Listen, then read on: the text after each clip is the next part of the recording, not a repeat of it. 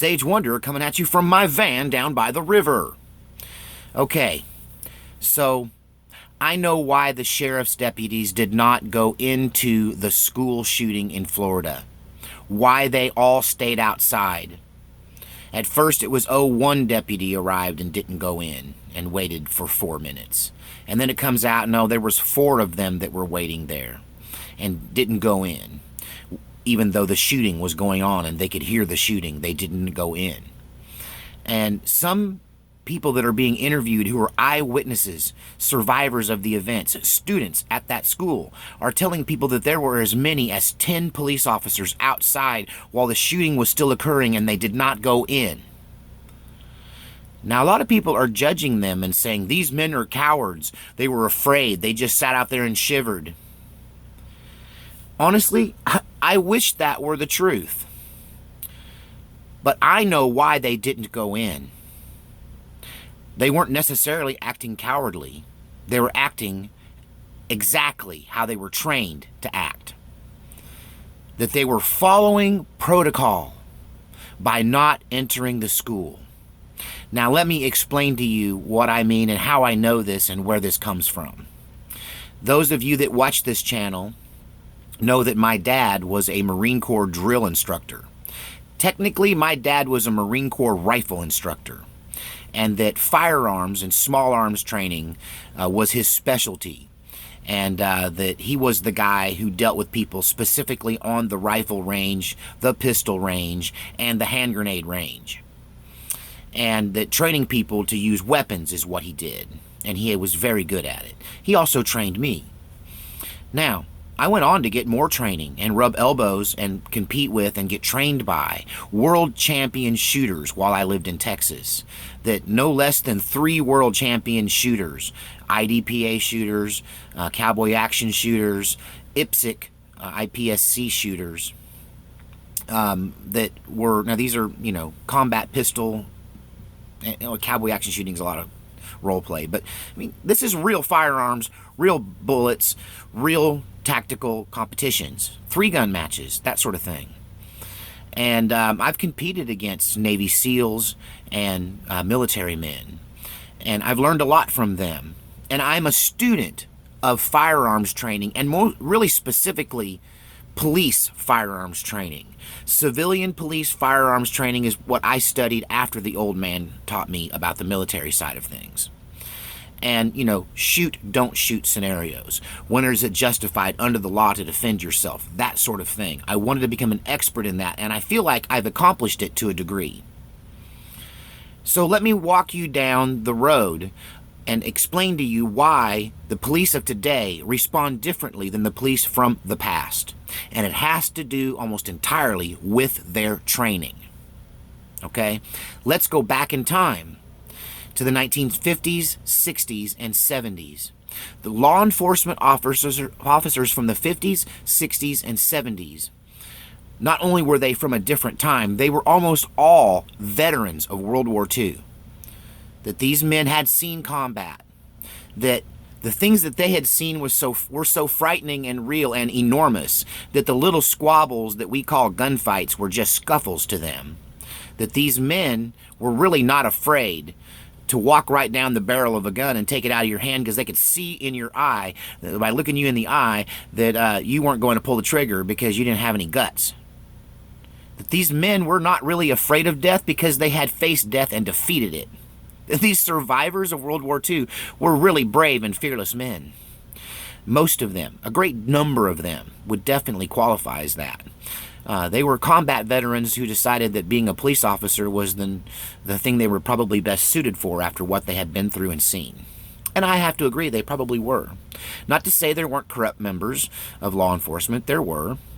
Not to say there weren't bad cops then, there were. But for the most part, you had men who really believed in protecting and serving, and for a golden era in law enforcement, everything was really hunky-dory to a great degree. I know there's corruption, I know there was racism. Okay, I'm just talking about how they did their job when it came to protecting the public in general, and specifically how they approached danger. Now, flash forward to 1986. In my opinion, everything changes in Florida in 1986 when two bank robbers the FBI finally catches up with two bank robbers that they have been chasing and trying to catch and investigating a chain of bank robberies. I don't know how many, they did 10 or 12 before the FBI finally caught up to them, a couple of real derelicts. Now, these guys were armed with a weapon known as the Mini 14, made in America by Ruger. This rifle was it's based on the M1 carbine or the M1 Garand, but it shoots the same round as an AR-15. So essentially, as far as most people are concerned, it's a kind of an AR-15. Gun guys don't have a nut. I know exactly what a Ruger Mini 14 is, but this is what they were armed with. The bad guys, the bank robbers, the FBI agents at the time were armed with the 9mm from Smith & Wesson. This was a single stack magazine, 9mm. I believe it held 8 rounds in the clip and 1 in the magazine. They were shooting a round that has been discontinued for self-defense some time ago. It was a lightweight 90 grain. It's a semi-wad cutter flipped upside down and loaded, so it's a flat point. And they called it the flying ashtray because it would basically hit you sideways like this, and it just had, they were relying on that impact, and studies had said it would be effective against humans, but it really had not been tried and true yet. And they were at that point looking for a round that would not penetrate through walls of an apartment and kill people in the other apartment, because they were a lot of times serving warrants in apartment buildings, and they were looking for something that was non-penetrative, that would hit that drywall and not have a lot left on the other side of the wall, but still kill a person. And this is what they were armed with when, I believe there was three cars, 6 or 7. Look up the story of the 1986 Florida FBI shootout on YouTube, and you can see they even made a movie about the events. But at any rate, it was a massacre. You know, they were outgunned by these men with the Ruger Mini 14s. Their flying ashtray 90 grain 9mm bullets in their little 8-stack non-high capacity magazines was it was just, and these guys were high on crystal meth, these bad guys. And so this little 90 grain bullet would just go right on through them and not even slow them down. Meanwhile, they are laying down a withering fire against these FBI agents in the middle of the road, because they did a felony car stop where they ran the car off the road, and the shootout happened right there. So essentially every FBI agent was killed except for one who was horribly wounded, and he finally, with one arm completely blown off, nearly blown off, hanging on just by shreds, one-handed, racking this shotgun on the ground and putting it up on top of a car hood, he's able to finally kill these two bad guys with a pump action 12-gauge shotgun with lead bullets in it. Lead shot, buckshot, double-aught buckshot. Thank God that big old Native American man, I believe he was a big Native American man, he was a big man anyway, was able to continue fighting even though his arm was nearly shot off by a Ruger Mini 14. That event changed firearms training forever. When I look fast forward in time now and I see the footage and I hear the stories of these police officers staying outside while people are dying, I really blame one man, and I'm not even sure he's living, and he may be upset because I'm going to name him. I blame Massad Ayoob. Massad Ayoob. Now you're probably saying, who the heck is Massad Ayoob? Massad Ayoob is a famous firearms trainer, and I gotta say, he made me better with a gun. He is a great firearms trainer. I bought all his books. I read all his books.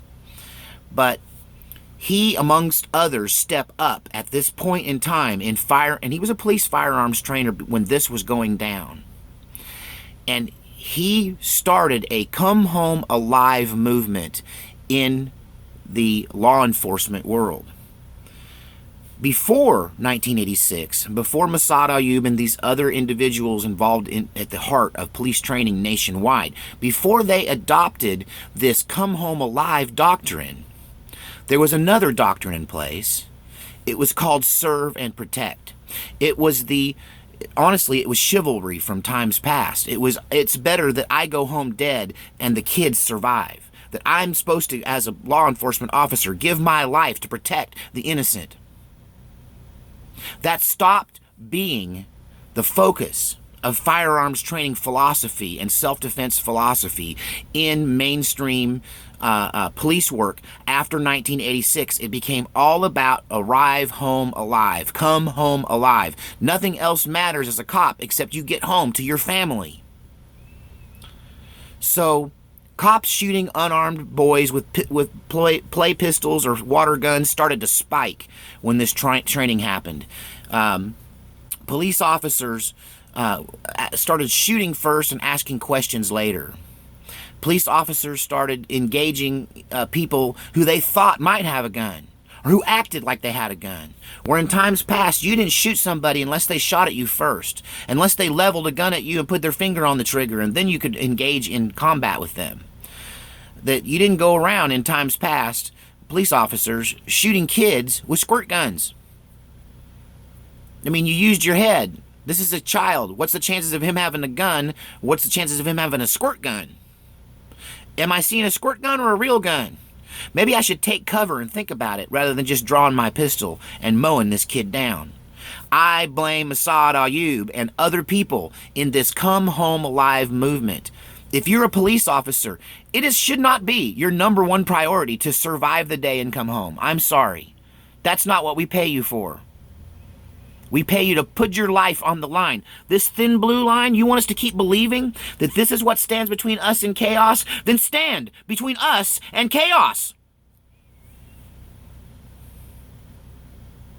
I blame the firearms trainers. Yes, I want our police officers to defend themselves, and I believe in self-defense, and I will defend myself. But you've got to use prudence. Coming home alive is not the most important thing. Protecting and serving our community should be. That's what we ask of heroes, is that they are ready to lay down their life to protect people around them. I would lay down my life to protect the people around me. If I was in that parking lot as an individual, even if I didn't have my gun and all I had was my folding knife, I would go in there. I'm 50 years old. I have lived a long life. As you can tell from all the stories I've got, I've lived longer than other people that are 80. I'm too old to die young. I would have gone in there to save a young life. So those men were trained to stay outside until they had an overwhelming force and then go in, because that increases their odds that no one on the police force is injured or killed. That they were supposed to wait for SWAT, that they're supposed to wait for all of the troops to come together. They all get ready, they get organized, and then they go in because they're being trained by the military, because that's what the military does. They don't care about protecting civilians. The military cares about protecting the military and their buddies. So the military doesn't go in until they have the overwhelming advantage. That the idea of the lone police officer armed with a Western six-shooter calmly walking into a situation and talking people down, or courageously running into danger and putting that one well-placed shot into the body of an assailant, those days are over, because the police are being trained that their lives are more important than ours. Really, we don't need you to protect us if you think your life is worth more than the life of a child. You're not a hero. We need heroes. This world needs heroes. We thought you were heroes. And I think many of you are. I think if there were 10 men outside that school in Florida who refused to go in, or who were waiting according to their training for others to arrive before they responded, that there were at least one or two that ate them up inside, that they would have stormed the gates of hell with a water pistol to save those kids' lives, those 17 children, that their 17 lives meant more than his one life. I could be wrong. Maybe I'm antiquated. Maybe I'm seeing things through the wrong perspective.